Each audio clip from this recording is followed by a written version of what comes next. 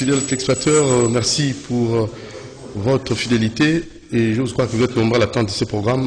Nous allons tout au long de cette émission recevoir un invité spécial, principal aussi, et avec lui nous allons parler plus de ce qui concerne la génération, ou Italie génération. J'avais d'aller au na Jérôme Bourabo sur Nabiso pour tout ça la émission bien. Jérôme Bourabo, venez à l'aide de Jérôme Bourabo. Voilà, nous vous saluons. Bino Ebele Bokota Labiso, donc Alain Kabongo de l'autre côté, Topesio Mbote Mingi, Tobosani Pété, Bruno Ntinga, na Christian Banjolo, Obaza Kuna Nangambo, la technique, Obaza Kosunga Biso. Donc, là, tout ça, dès qu'on a biso, mon amboka, Otosolana et Adali président Bembiste, et Tosolana et au Italie, génération, en fait, structure qui toko, la sali, et à couper sa biso, à commander la biso, et Nassimande peut-être après, c'est là, tu as moi, question actualité, mais on a rolinga mingi, dans Makambo, Italie, Penza, la commune, pour l'envoi qui s'est même mobimbo dans solo la Makambo, il y a État, la commune Nabiso. Pourquoi pas aussi rôle à Bougoumes, est-ce qu'ils font réellement leur travail? Parce que au total la Kamvou la calamité et toujours fanda na milieu moko tant on voulait bandareko mara très compliqué et qu'est-ce que nous faisons? Tout qui reba caniveau, salon tout ça les anatina tout les anatina tout ça la ngol sous toté. Alors moi temi ndevona qui moko s'est présenté ngana ebio mais opinion en fait ba téléspectateur na ba internaute au total on a monde entier ba kwa ko ba na bokebi penza na bozindo. Merci beaucoup, ndeko journaliste. Comme on a René Bonganga, Naza président national à Bembiste. Président national, il n'y a pas Bembiste. Bembiste est une structure spécialisée au sein du MRC. On va aller soutenir vision. Il y a un prophète politique Jean-Pierre Bemba. Et puis, Zaliwana, pour exécuter mission, soit comme une orientation dans la direction à partir. Voilà quelques mots sur Nakokolo. Donc, René, voyez mon côté. Pour René. Je pense que c'est toujours le Makamambuka, la ligne de connotation, puisque toujours le Congo. Pour la bio, tout le monde, pour la bateau, toujours le tribalisme, la Makamonios, pour tribaliser Makamonios. On a toujours des René. Est-ce que vous êtes tribal? Non, nous avons tribal. Je pense que ce qui va promenade limité dans Mboka où ils allaient bateau bauta et pas inangai, c'est pour vous dire que nati na bisoto yebi makambo nate. Mukabona éviter pas na bisoto éviter kamba papa bo moko maman bo moko et pas na bisoto à ceux qui otuninga ke naza Équateur. Aux ana posa ba teke mbuzangu akangombe tout ça biloko na ezalakate. Je pense que yebi très bien à époque à Kondo Maréchal paix à son âme. Jusqu'à présent, na côté na ngai kuna ba to ba tikala kuna po ezalaka ko zwa mu ba tindie boye tout ça ezalaki pona ko renforcer cohésion nationale. Donc pona biso ba to ya province ya ex-Grand Équateur unité ezali a kioyo kondo maréchal tikela biso to komi se démarquer tena logique wana ata ba bazo ya sima bazo linga ba bebisa yango. Nous sommes là pour veiller pour que cohésion à la protéger comme telle. Voilà. Ba Bembiste. Ma kanison zo kango wapi. Bon, ba Bembiste ezali omoni tolinga te ko ba valeur mutuka tanga kufi. Moni bande ko mususu mo balanga nzembo baloba que aimons nous vivants. Omoni ndeko bemba zanga ka eloko mokote. Parce que na yebi que partout ezala que non politique comment peut remettre chemin raccourci pour la mutu. Oui. Chemin raccourci pour la mutu, asala, zwambongo et tout ça. Mais bien pas que à embrasser politique, les a été à zanga qui est loco. Les a été à zanga qui lupango, à zanga qui ndako, à zanga qui avion et tout ça. À zanga qui n'agnos. Mais à l'époque, très jeune. Et à zanga qui politique était à zwa qui risque. Je pense qu'il y a bien très bien pour ndako yo, tozali, les ont appartenu naïe. Et tu fais partie à bateau, bazo soutenir autrement. Soit qui risquait, aux Amindu qui peut établir démocratie, ou Kabila Pesaka bateau ba espoir, ba yei, a comment il faut kanga bateau mususu, kondo, tijekedi, na kabe akamwanga, mutoa lo bateau bonabo, même ba décider à abandonner tout. azwa jeunesse na ye atia yango na risque oke mboka ekende malamu. Et c'est quelque chose pourquoi que zélate pour tout proclamer bolamu wana kaka soki akufi il fallait tout le mais comment azalaki pauvre lokola bato mosusu te azangaki te. Mais qu'est-ce qu'il a poussé? C'est pour dire que bolamu ya bato nyonso ezali esengo na ye po soki alobai ke non ce que j'ai ça me suffit akoki kozwa risque wana te. C'est ce que poussé que non tout ça là vision wana les membistes pour tout dynamiser yango tous alokola ba apôtre tout terre bato mosusu bayeba ke non soki bato nyonso baza na souci oyo azalaki na yango mboko oyo ekenda liboso. Voilà un peu. Mais pourquoi par moment Bemba Jean-Pierre azali mal compris na bato basusu? Bon, c'est la loi de la nature. Donc ils ont toujours bongo. Moni ata pona biso ba Christ. Mona nzambe tango ayaka. Ou bako Bemba kabakate apesa bato mongo te akabangeni. Nako yebisoli kamoko a répondaka un président africain à l'époque. Tango bengaka tango azomunda bitumba po papa na ya menaka ba diplomatie moko a découragé. Je peux citer le nom ezalaka président Thabo Mbeki. Ah oui mais vous avez tout. Pourquoi vous avez pris ce risque-là? Alors, non, chaque matin, quand j'arrive sur mon père, je me dis tondi. Par exemple, papa peut ça. Oui, papa peut ça. Mais je sais que papa peut ça. C'est la vie na bangote. Mais souci est là que beaucoup de malades me kota. Mutuna mutu azwa musala. Bakoya le souci pas à papa te. C'est pour vous dire que Azan a besoin d'intérêt commun. Mutuna mutu a mis se retrouver.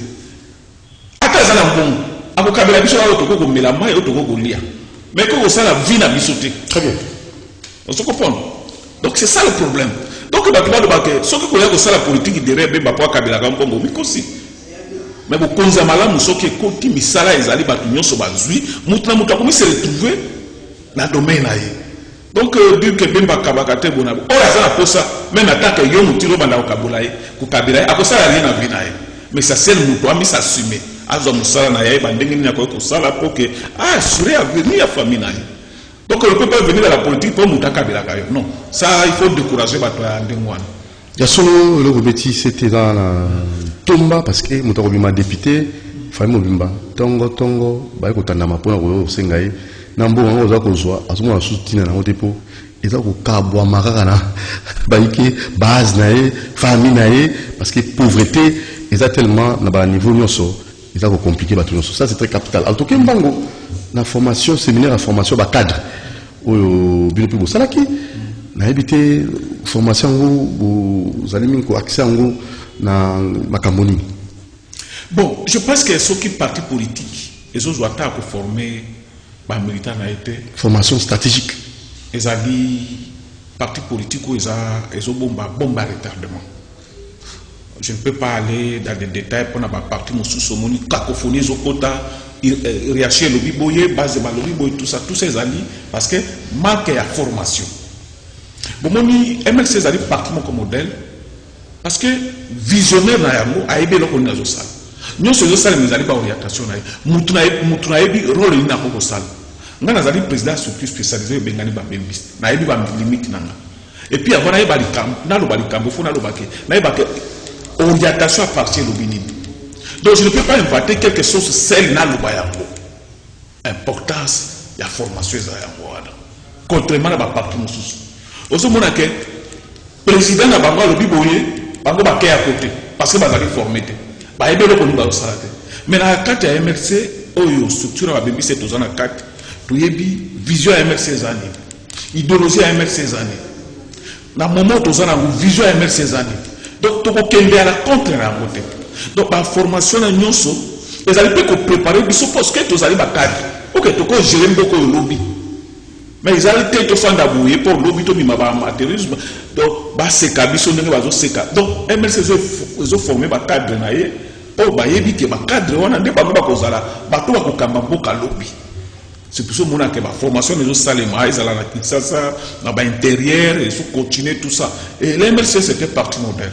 Je pense que Bouyambakabato Kili, mais c'est difficile Moutoumoko Bouye à boire Kalibanga Likora MLC. Parce que MLC c'est parti mon exemplaire. Je vois ces hommes chaque semaine, chaque mois et tout ça. Donc, tous allez former Batou pour bazar vraiment à l'hôtel, à Batache, les allez causer là-bas. Babembiste sur terrain, réalisation ni ou la makasi bin Moussala. D'accord, merci beaucoup pour la question. Je pense que Babembiste sur le terrain, tous allez représenter na Kinshasa, na Congo Mobimba, voire même à l'étranger. Je pense que nous sommes là pour soutenir Bemba et sa vision. Et puis on dit que MLC a une vision à Bemba. Quand il a pris les armées, il a un mouvement politico-militaire, et puis après, comme il a un parti politique, il a une vision à Zopromé. Et nous sommes là pour nous soutenir Yango. Et puis pour nous soutenir Yango, nous avons une mission. Quand Benga Bato va comprendre tes vision, on va comprendre Yango. Quand Zoua Bato va comprendre Yango, tes qui est Bemba, baye. Et puis baye va vision à eux, puis va donner ma somme. Et chaque jour qui passe, vous allez travailler, bien sûr, les coloniaux, surtout bien après, c'est pour accompagner Bissot et tout ça.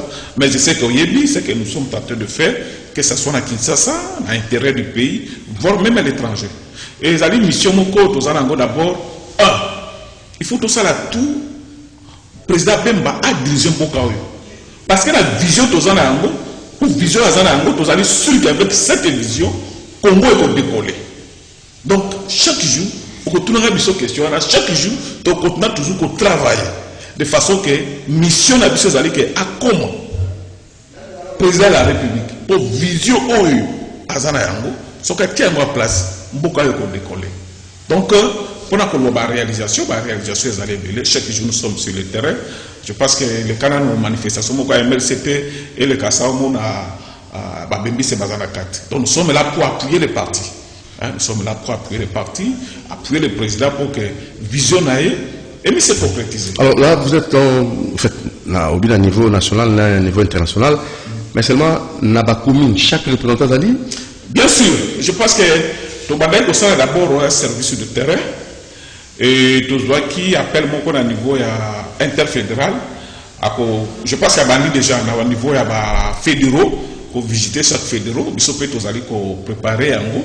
Pour le président interfédéral, pour la base de Kinshasa, tout dans chaque commune, et tout l'accepter, tout le président interfédéral, tout l'accepter comment, c'est organisé na Kinshasa, pour l'interfédéral à Kinshasa, et puis na bande konabiso ya intérieur, notamment na nosaki yango na ba émission passée que nous visons qu'au parti na bande konabiso à est, notamment Beni, Butembo. Ce que nous avons travaillé en collaboration de façon comment descendre kuna. Donc nous sommes na Beni, na Est. Bambi c'est Bazali kuna, Bazali ko travaille ma casse. Qu'est-ce qui se passe là-bas? Qu'est-ce qui se passe d'abord? Bazali victime d'un problème d'insécurité d'abord. Mais Bayebi que référence na mboka oyo ezali Bemba. Parce que Bemba na tango azalaki na mouvement politico-militaire. La crise est insécurité mais bien si ça calmement. Je pense que si vous avez une bonne mémoire, à Bengaka Balendu, Baema, à Sangisaki Bango, qui n'est qu'Otaka Batunyoso, Bazari Kosepe, et Boutumo Bazari Kosenga Bemba. Alors, Tozoé, Psabango, que Bemba Bossani Bangote, avec le temps, va travailler de façon que Bissona Bango ensemble, Bemba comme au sommet de l'État, de façon que paye pour ta définitivement la Kotoana. Alors, pour partir à Bango, tous les risques qu'on a pour que nous avons considéré comme jaune rouge. Nous avons obligé de dans l'intérieur, na Beni et puis na Butembo. Donc nous soutenir Bango. Donc nous soutenir Bango, le confort moral, en même temps, et puis installer un représentant bambiste officiellement. Bon, ça, nous sommes Nikuna. Nous sommes Nikuna, autres Anango, il y a soutenir Bemba et sa vision. Oui. Notamment sensibilisation. Benga, bateau zali dessus parce que au moment qu'il y a pouvoir dosa bateau balembi moi mingi. Je peux vous rappeler quelque chose na campagne de conférence après ça qui bango espoir moko boye. Que ce que je pouvoir ko kende ko fanda kuna asili sabo na boye mais bazeliti mointe. Obi ke bakomi me ko sala ba comité au taux de défense bango moko. Ozomona bazana ba soda kuna me bazali protéger. Je pense que vous allez bien informer que Ngaï, parce que vous allez journaliste, ma cabezo le Cameroun, vous allez somo, peu mawa, au somo. Mais toujours qu'il y a d'autres personnes qui espoir que non. Toujours, yo quand la peau n'a bisoté la montée maté pour bazar mosika. je comprends. Comment est-ce que ça a biso penza na habité est-ce que tout ça pena biso? Non, biso à la capitale. la capitale, est-ce que nous pensons à nos frères de l'Est? Le vrai sens du mot. Ouais. Mais tout le monde a des questions que bateau va diriger autre guillemets book. Est-ce que tout ça biso? Parce que ce sont eux qui ont la responsabilité, il y a qu'on veiller sur la sécurité de tout Congolais. Est-ce que ma cabane a besoin de si besoin oui, réaction à les animés. Parce que chaque jour on tue. Bango kuna besoin de micro-nyos, biso na ba fête ba mariage. Tu vois? Mais ils arrivent à Congolais comme un gana yo. Parce que bon, au moins ils de kumutiri, je sais qu'ils allaient 6 ans en terme, ma campagne sécurité comme il m'a. Voir même la question si kangana otozali. Kidnapping, enlèvement. Quelle idée, quelle proposition ça là? Parce que je ne sais pas. Tant qu'on a bourgmestre, ça fait partie aussi de Makambouana, la sécurité, la commune. Qu'est-ce que vous pouvez proposer pour la Makambouana? Il y a parenthèse dans le l'État a des faillites, l'État a cocaté parce que Makambouana, ils ont dit mes gestions, parce que ça c'est politique, il y a quoi cadrer jeunesse et ça. Jeunesse à la Moussala, toi à Moussala. À la Moussala, la vie politique, il y a quoi cadrer jeunesse et ça. Parce que oui, on peut arrêter de Kourouna aujourd'hui, tout ça, mais il faut qu'on attaque la cause profonde. Qu'est-ce qui fait que Banawana, Bakoma Bongo? Parmi Bango, ils ont une université. Là, ils allaient à Pôme. Voilà. Pour les Moussala. Voilà, vous avez Moussala. Sur les Moussala, il y a un fan. Dans le quartier, dans le coin, c'est ça le dame, nous, on va G6. C'est ça le vrai problème. C'est ça le vrai problème. Yo zawa pour la Moussala. Osala Moussala. Mais bango banda la mungaki. Bako fanda botam zo ta lipa desa ko muta somba ali amoyeza. Tout ça encourager par la mabété. Mais seulement sont réalistes. Voilà. Réaliste pour la Moussala. C'est ça le problème. So Moussala té mais la femme ya. Donc ozo suka ndengini. Na utala papa wa botinga ina mama botinga té na ajo na utala na dépendre na papa maman botinga. C'est ça le vrai problème. Bako suka wapi? On les arrête. Bazo tinda bango na makala. Baza appelle ba plaignante après ba bimisi bango. Alors quand on va bimisi bango, garatimi bozuka pour répéter makambo na té. Parce qu'il faut boyeba. Ba kuluna wale bandeke ni basala. Les autres sont des étudiants. Ba sisi ba classe. Bourse ezala ate boke de routine, ate ba pesi ba bourse ba te kotanga bazongi misala ezate. Politique à cadre moko de bo orienté bango. Moni ba to mususu ba proposer, notamment notre député d'IMF a proposé, il faut obligation d'armée et tout ça. D'abord, pourquoi monsieur Zala? La jeune va s'armer armée là. Voilà, bien sûr. Par contre, déjà armé. Ceux qui va copier armé. Alors, ceux qui va s'y ici. C'est ça le problème. Et c'est ce que moi, je soutiens quand même proposition à loi. Il y a des propositions. Mais il ne faut pas qu'elle est trop loin. Daniel Mbao. Si quoi va qu'elle est trop loin. Politique qui n'est pas pour la bâcher. Oyo bakulu na ezalaka phénomène moko spontanéité les éléments déclencheurs des années les années chômage. Alors politique nini gouvernement azala ngo pour ba jeune. Est-ce qu'il y a cadré à check cadre moko boye ba kende ke bongo ba jeune na ba boye tout ça. On peut l'arrêter aujourd'hui ba tinye makala. Sima ko bimakaka. Mais à cause on qui ça toujours kaka à cause on a un point de départ.